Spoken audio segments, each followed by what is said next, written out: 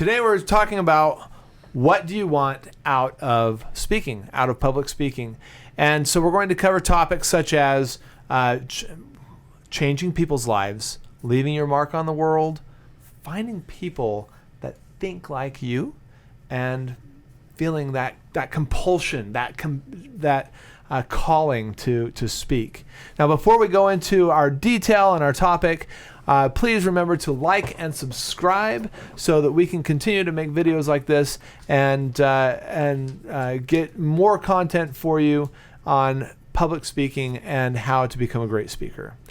So, Bobby, yes. Why would someone want to become a public speaker? I mean, it's a hard row to hoe, isn't it? Is it?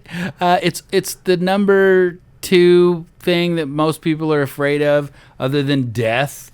So I've never had a problem with that. I've always enjoyed being on stage and speaking, but I get butterflies too. I always got butterflies before I get on stage and would freak out and got weird and whacked out. And I had a teacher tell me once, that means you care about what you're talking about. And for some reason, that just really made me feel good and connect. And so I think it's interesting how many people that we see that do want to public speak, yet it's supposed to be the most scary thing on the planet other than death. So I have a hard time believing that. That's a good point right there. I mean, there are so many people that want to be public speakers, and public speaking may not just be getting up on stage, but public speaking is oftentimes sharing your opinion online, posting a blog. There's a lot of things about getting in front of people that have changed the nature of public speaking, but yet it is one of the greatest fears, and it is also something that people really want to do. Yeah. I think the big thing is that we want to make an impact on people's lives. We feel like I'm supposed to get on stage and I'm supposed to connect with these people. And it gives us purpose to do something that's going to help another human being. Don't you think that's that's the core. What we hear a lot of people talk about, I want to help people, that folks that have no clue where to start or what to do. I just know I want to help people. And isn't that the core of it? We want to do something to change people's lives. That's probably a big part of it. I think another big part of what wanting to public speak is about, I went through all this crap and I've got to make sure that this crap was worth going through, right? So my life sucked for a long time because everything was just really difficult and hard for me, and I finally figured it out. And now I want to make it worth my while. So I got to share it with the world and make the world a better place. It's about validation. Right. Well, we want to leave our mark. That is, we want to leave our mark.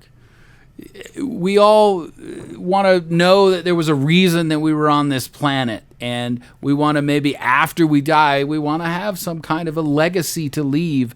And if there's a ripple out there of that we made an impact on the human race, there was a reason for me to be alive. I think that's a big deal. Finding purpose is one of the most common needs of being human. And yeah, it is. It's really about leaving your mark. And being a public speaker, though, that you can change someone's life by not being a public speaker. You can go and do service, do community service. You can go help out with youth clubs and other groups. So why become a public speaker if you want to leave your mark? I mean, couldn't you really just change the world and make the world a better place by going out and working with people and connecting with people that are in need, maybe feeding the homeless and the hungry and giving them food and money and shelter? True. True.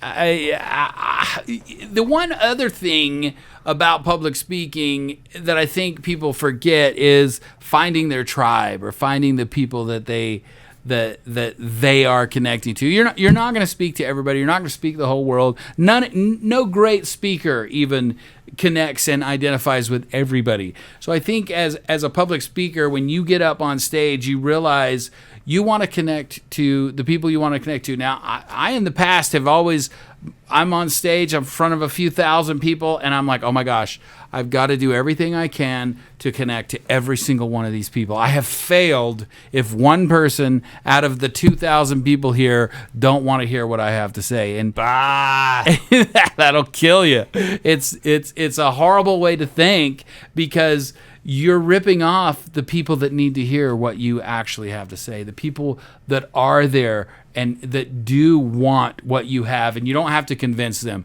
You're not there to convince people that, hey, I'm going to change your life. Listen to me. Please listen to me. No, you tell what they need to hear.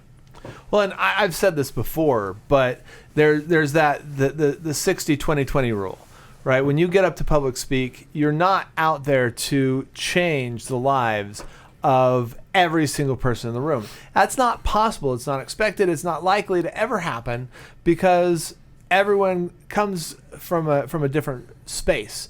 And so when you get up there to speak, you're really looking for, you're hoping to change maybe the lives of 20% of the people in the audience. You want to give the 60% of the people in the audience a gold nugget, give them a good time, let them have fun, and then the other 20% isn't going to care no matter what you do. Yeah. True. Yeah, yes. I think deep down, the biggest thing that is that you just, as a speaker, you feel compelled that you're supposed to do this. You got this epiphany at one point, and usually it's when you're sitting in a crowd, in a group, and all of a sudden you see this person making a giant impact on stage, and you realize, oh my gosh, they're not just speaking to me with what they're talking about. I'm supposed to be up there. I'm supposed to be you just are called. You're the hero and you're called. That compulsion is so powerful, even that people that feel that, people that experience that, it really isn't about leaving their mark on the world. It's that they just have to do it. Do it. And I've been there. I know you've been there. Absolutely. We've both been there where we just felt like we had to do this no matter what. And sometimes it's that compulsion that's required to get you started. Sometimes it's that compulsion that actually pulls you through the muck when it gets hard, because becoming a speaker, it's not just the number one fear in the world. It is difficult. It is work. It is something to do. It's not something that you just do on the side because you feel like it.